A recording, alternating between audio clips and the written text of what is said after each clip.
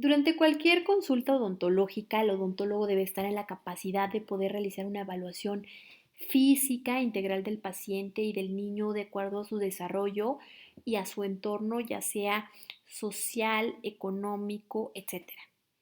Mi nombre es Elizabeth Cornejo Ríos, soy odontopediatra y vamos a hablar acerca del diagnóstico en odontopediatría. Dientes sanos, vida sana. Es decir, los dientes funcionan para masticar, cortar, comer, pero también para sonreír y es una parte de la identidad del niño y de todo ser humano y debemos considerarlo siempre y tenerlo muy en cuenta al realizar un diagnóstico dental.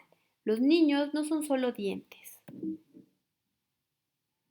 ¿Pero qué es caries? Bueno, pues está caracterizada por un proceso de desmineralización de los tejidos duros del diente debido a que pues a la exposición de azúcares libres, a la presencia de biofilm, por lo tanto hay un desequilibrio al que llamamos disbiosis y la caries entonces por lo tanto es una enfermedad biofilm azúcar dependiente. Pero bueno, recordemos entonces que el término caries y lesión de caries no es lo mismo. Están muy relacionados, pero no es lo mismo. Por lo tanto, sería erróneo decir que un diente está infectado. Ajá, y que al erradicar la microbiota se va a erradicar la caries, porque no es lo mismo caries que lesión de caries. Lo que sí sabemos es que esa progresión de caries se puede evitar, aún teniendo la lesión y aún sin quitar la microbiota de cariosa del diente. Y bueno, vamos a hacer un pequeño resumen de lo que antes era la odontología. Y bueno, antes el odontólogo desconocía los conceptos actuales de caries que acabamos de mencionar y entonces usaba para todo la pieza de alta, no respetando los límites biológicos del diente, hacía restauraciones de extensión por prevención en las cuales llegaba este paciente a la consulta y entonces ya tenía una amalgama de otro lado y nosotros decíamos, este tratamiento es un fracaso, tiene caries, está mal adaptado, necesitamos quitar eso y poner una incrustación o retirarla y entonces retirábamos también todo ese tejido que estaba cicatrizado o que estaba oscurecido en el diente y entonces lastimábamos más la pulpa. Lo que hacíamos con esto era que al poner esta incrustación eh, lastimábamos más la pulpa, pero además retirábamos parte del contacto proximal de ese diente, fomentando una gingivitis, una acumulación de biofilm y también retiramos parte de la estructura del diente que le daba ese soporte y entonces tal vez se caía esa restauración, se fracturaba el diente o lastimábamos severamente la pulpa y entonces teníamos que hacer un tratamiento pulpar. Todo esto pues resultaba en que posiblemente se había hecho bien el tratamiento o mal y entonces se tenía que hacer, el siguiente paso es hacer una cirugía periapical. Todo esto, bueno, pues fracasó la endodoncia, entonces se fracturó el diente y entonces se tuvo que extraer y poner un implante dental. Mientras que ese diente estaba saludable, lo llevábamos según nosotros a la salud y terminábamos dañando severamente la salud general del paciente, dañando el diente y lastimando a esa pulpa. Todo obviamente era culpa del paciente, pero en realidad era falta de conocimiento de estos conceptos que hoy conocemos de caries. La progresión de caries se puede evitar. Y por eso, y por ese concepto, es que vamos a hablar acerca de este artículo que surgió en el 2019 de la Organización Mundial de la Salud, en la que publica un manual para implementar y que nos basemos todos para atender las lesiones de caries en niños. La caries en niños, prevenirla, preservar el diente, etc. ¿Pero qué es la caries de la primera infancia? Bueno, pues es la presencia de uno o más dientes o de lesiones en dientes primarios o pérdida de dientes por caries en niños menores de 6 años. Lo que vemos aquí es lo que vemos normalmente en la consulta dental pediátrica, son lesiones amplias, sobre todo los dientes anteriores, los dientes centrales, los laterales, en los que hay lesiones extensas de caries cavitadas que necesitamos prevenir, necesitamos fomentar la prevención. ¿Cómo se previenen? Bueno, pues básicamente con 3 cosas, que es el cepillado dental, que es la desorganización periódica del biofilm, la restricción del consumo de azúcar y el uso racional de los fluoruros. Recordemos que debemos usar este fluoruro a 1000 partes por millón de flúor y que la cantidad es esencial según la edad que tenga el niño. Sobre todo debemos fomentar que al aparecer el primer diente debemos cepillar y esto nos reduciría bastante, nos preservaría bastantes dientes y es algo que no debemos olvidar mencionarle a los papás. También usar el uso de la técnica LL, que es revisar los dientes de los niños de manera que puedan observar alguna lesión un incipiente que puedan observar los papás. Pero básicamente, y en este artículo menciona que debemos usar aplicación de selladores para evitar nuevas lesiones de caries, aplicar barniz de flúor, el cepillado con pasta florada de 1000 a 1500 partes por millón según el riesgo, aplicar fluoruro de amino de plata para arrestar esas lesiones ligeramente cavitadas y el uso de técnicas mínimamente invasivas que permitan que el niño nos coopere más a lo mejor y que no requieran anestesia dental. Y bueno, lo que ven aquí en realidad es los códigos IGDAS. ¿Por qué debemos conocer el código IGDAS? Como ustedes saben, es un sistema de detección y evaluación de caries en el que, bueno, el 0 es un esmalte sano, el 1 es una lesión no cavitada en el esmalte, pero que se va a ver después de 5 segundos de aplicar airecito en ese diente. El número 2 en el que se va a ver ya una lesión visible clínicamente sin aplicar aire y ya se va a ver a lo mejor una mancha blanca o una lesión incipiente. En el número 3 ya va a haber una ligera lesión cavitada, o sea, ya va a haber una cavidad, ya va a haber una perforación de ese tejido. Y en el 4 va a haber una sombra en la dentina o una lesión que está sombreada y que a lo mejor podemos, en esta lesión específicamente hay que usar una radiografía para detectar qué severidad tiene, qué parte de la dentina está afectada, si la parte externa de la dentina, la parte interna de la dentina. En el código IGDA 5 vamos a observar una lesión que ya se observa en la dentina, pero la extensión va a ser menor a la mitad de la superficie dental, menos de la mitad de la superficie dental, y en el 6, bueno, va a ser una lesión que está muy amplia, muy extensa, y ya va a ir más allá de esa mitad del diente. Esta es otra imagen donde pueden observar también los tipos de IGDAS, en el que 1 es el diente sano, 2 ya se detecta, en el 1 y en el 2 ya se detecta esa mancha blanca, perdón, el 0 es el sano, y en el 3 ya hay una microcavidad, en el 4 hay una sombra en la dentina, y en el 5 ya se ve la dentina perfectamente, pero no abarca más de la mitad del diente, y bueno, el 6 ya se los mencioné que es una lesión bastante extensa. Otra cosa muy importante, aparte de esa detección y severidad de la lesión que debemos de tener en cuenta, este IGDAS no toma en cuenta la actividad de la lesión,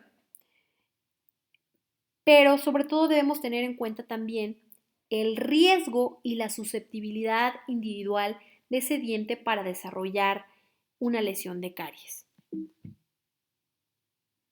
¿Qué podría ser un factor de riesgo para observar en una lesión de caries? Bueno, pues puede ser la edad del paciente, a lo mejor la exposición o consumo de antibióticos o medicamentos que reduzcan o que provoquen una hiposalivación, el consumo de bebidas azucaradas, y que se vaya a la cama sin dormir, el uso restringido de fluoruros, o sea, que no se aplique fluoruro tópico en los dientes, la exposición inadecuada de azúcares constante, la falta de higiene, la dieta, la saliva, a lo mejor que tenga unos molares temporales en los que hay una área muy extensa, área proximal muy extensa en la que se acumule bastante biofilm y puede haber una lesión de caries interproximal. Y bueno, incluso las condiciones socioeconómicas o los dientes en erupción puede ser un punto de riesgo, un factor de riesgo para presentar lesiones de caries. Y bueno, como mencionábamos, la actividad es un punto muy importante que no contempla el IGDAS. El IGDAS contempla la severidad de la lesión, si es incipiente, si es moderada, avanzada, ajá. Pero también está el riesgo a caries que tenemos que tener en cuenta para el diagnóstico y por último la actividad de la lesión. En este artículo es un artículo de un consenso que se realizó en el 2018 donde varios expertos nos explican cómo podemos determinar y conocer la actividad de las lesiones de caries. Y bueno, ¿qué es una lesión activa de caries? Pues una lesión que está en progreso, está aumentando, está avanzando. Y una lesión inactiva es considerada como una cicatriz y no requiere tratamiento. ¿Cuál sería la finalidad de atender una lesión inactiva? Pues darle forma a ese diente. A lo mejor ese diente necesita funcionar mejor y por eso necesito restaurarlo. Y porque a lo mejor no le gusta al paciente cómo se ve esa lesión de caries y aunque sea inactiva y no avance y no progrese, yo como clínico decido según también lo que requiere el paciente, pues necesito estética y entonces restauro. Por estas condiciones, entonces justifico que estoy restaurando una lesión inactiva. ¿Por qué entonces restauraría una lesión activa cavitada? Bueno, pues para que funcione como una barrera mecánica para controlar el biofilm que llegue a esas zonas de acumulación de biofilm y todas las opciones anteriores que es la forma, recuperar la forma de ese diente, la función o la estética de ese diente. ¿Cómo vamos a poder observar si la lesión es activa o inactiva? Bueno, pues tenemos que lograr observar visualmente, tenemos que identificar y determinar si esa lesión es activa. ¿Cómo vamos a determinarla? Pues con una fuente de luz buena, tal vez ponemos lupas para poder observar la lesión o incluso podemos utilizar este tipo de auxiliares que son pigmentantes de la placa o del biofilm, donde vamos a notar varias cosas. Ajá. Que a lo mejor el biofilm maduro se acumula más en las zonas proximales y en las cercanas a la encía. ¿Y para qué me va a servir esto? Bueno, ya una vez limpios los dientes, también voy a poder observar a lo mejor una lesión incipiente, tal vez un IGDAS 2, en el que ya se observa una lesión. Ajá, hasta dónde llega la lesión, en qué zona se observa esa lesión. Entonces, visualmente es un método para observar la actividad y otro método muy importante sería la parte táctil, o sea, vamos a usar un explorador de punta roma o una sonda periodontal, pero la vamos a aplicar muy sutilmente para no dañar los tejidos.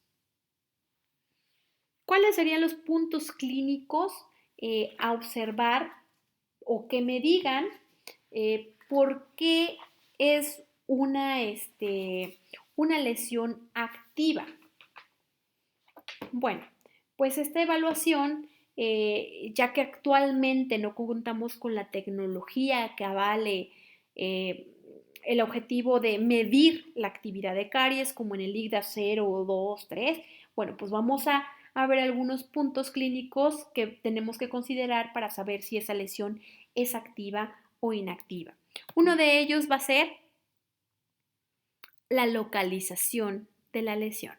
Si esa lesión se encuentra en zonas donde se acumula el biofilm, que ya sabemos que es a lo mejor en zonas oclusales o zonas cerca de la encía, entonces, y hay acumulación de biofilm, entonces va a ser un punto importante para considerar que es una lesión activa en contra de una lesión que a lo mejor se encuentra en zonas de autolimpieza, entonces podemos decir que puede ser una lesión inactiva o que esa lesión puede deberse a una hipomineralización o un defecto del esmalte, ya que está en todos los dientes, o sea, entonces la localización también es importante. Zonas de estancamiento de biofilm siempre debemos revisar y observar perfectamente si existe ese tipo de lesiones y hacerlo con lupas y con limpieza y con luz y observando perfectamente porque eh, ya vimos que las lesiones de caries se presentan en niños muy pequeños. Ajá. Entonces, eh, refuerzo este conocimiento de que necesitamos observar a esos bebés en, en esas zonas de estancamiento de biofilm. Ajá. También dientes en erupción, en los que se acumule el biofilm, ahí va a estar esa lesión activa. ¿Qué otra indicativo me va a hacer? Bueno, la encía. El aspecto de la encía es muy importante. Se va a observar a la mejor gingivitis o va a haber una inflamación de la encía, una encía sangrante cerca de la lesión. Entonces, yo voy a saber que es una lesión activa. En cambio, una lesión de caries en la que, bueno, la limpieza se puede hacer adecuadamente, pero sobre todo que estamos hablando de la encía va a estar saludable, no inflamada, rosa coral, en apariencia de salud. Entonces va a ser una lesión inactiva. Les puse nuevamente esta imagen porque podemos observar, aparte el acúmulo de biofilm, que es un diente en erupción y que la lesión está aquí, la encía sangrante o inflamada. En cuanto al aspecto, la textura de ese diente va a ser muy importante. Nos va a indicar que es activa, si esta lesión es opaca, es blanquecina, es porosa. ¿Ok? En cambio, una lesión inactiva va a estar oscura, lisa, brillante. Ajá, esto nos va a referir que es una lesión inactiva. Al tacto. Entonces, al pasar esa sonda periodontal o ese explorador de punta roma, vamos a notar que esta superficie va a estar cuerosa, va a estar rugosa, porosa, y esta superficie de la lesión va a estar lisa, brillante, dura. Y bueno, les menciono esto de hipomineralización, que es un defecto de la fase de secreción del esmalte. Esa hipomineralización puede ser blanca, amarillenta, clínicamente poco traslúcida. Y las lesiones de caries que se presentan en este tipo de hipomineralización pues van a ser atípicas. ¿Qué quiere decir? Que una lesión de caries puede ser la evolución de un defecto de hipomineralización. Es decir, aquí vemos hipomineralizaciones o defectos del esmalte en las que, bueno, no están cercanas a donde se acumula el biofilm, están en zonas donde se puede hacer la limpieza perfecto o están no solo en un diente, sino en varios dientes y entonces podemos saber que es un defecto del esmalte. Este patrón muesca se presenta en niños muy pequeñitos, en la zona incisal, y entonces, como dijimos, que la hipomineralización se va a encontrar en zonas muy distintas a las que se encuentra una lesión común de caries. Bueno, podemos pensar que es una hipomineralización que progresó a una lesión de caries. Y bueno, la actividad de la lesión cariosa y la autolimpieza nos va a determinar qué tratamiento vamos a realizar. Es muy importante. Si se puede limpiar, entonces voy a determinar respecto a eso qué tratamiento voy a realizar. A lo mejor voy a aplicar terapias no invasivas que van a hacer terapias que no invadan nada al diente, como que puede ser control de la dieta, disminuir el consumo de azúcares, control del biofilm, que va a ser pues el cepillado dental, el hilo, el raspador de lengua, etcétera. Y el control de la mineralización, que va a ser pues aplicar fluoruros, etcétera.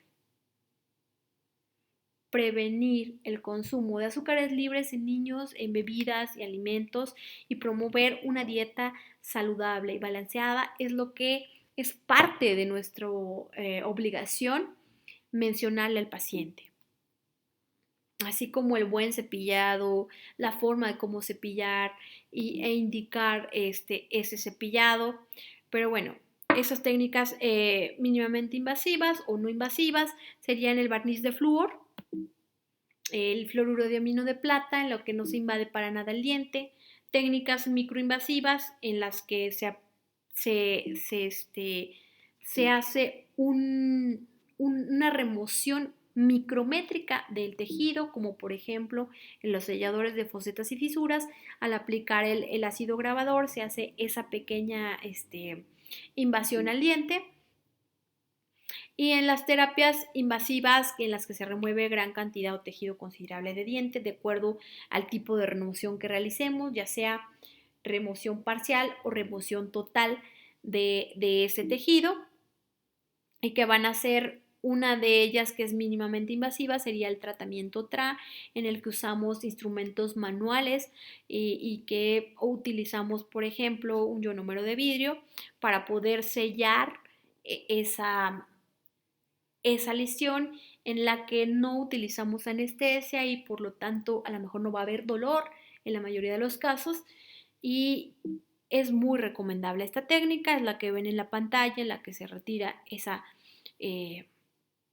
lesión de caries ya sea de manera parcial para colocar un ionómero de vidrio. Y bueno, de acuerdo lo que ven aquí, hay varias severidades de la lesión, pero al parecer aquí todas son inactivas si se dan cuenta. Es muy importante resolver en cuanto a la severidad de la lesión, sobre todo si es una lesión en dientes anteriores, pues no se va a poder tomar una radiografía porque no se va a ver, lo tendríamos que evaluar visualmente. Si está en el lingual o si está en vestibular, pero en los dientes posteriores, sobre todo en oclusal, se puede observar qué profundidad o qué severidad tiene la lesión, si es en la mitad externa de la dentina o en la mitad interna de la dentina, que sería una lesión de caries más severa. En lesiones de caries interproximales también se debe de tomar esta radiografía de aleta de mordida. ¿Para qué? Para observar hasta dónde llega esa profundidad de la lesión.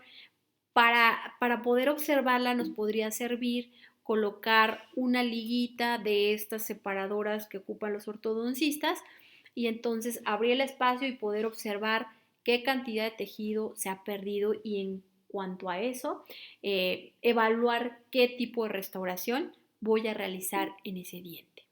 Y bueno, me despido con esta imagen en la que me gusta mucho ponerles porque a veces nos enfocamos mucho a los dientes temporales, a restaurar estos dientes temporales y no a los dientes que son permanentes, que están en erupción, que no hemos controlado el biofilm, que hay una inflamación de la encía, pero que además estos dientes van a ser para toda la vida.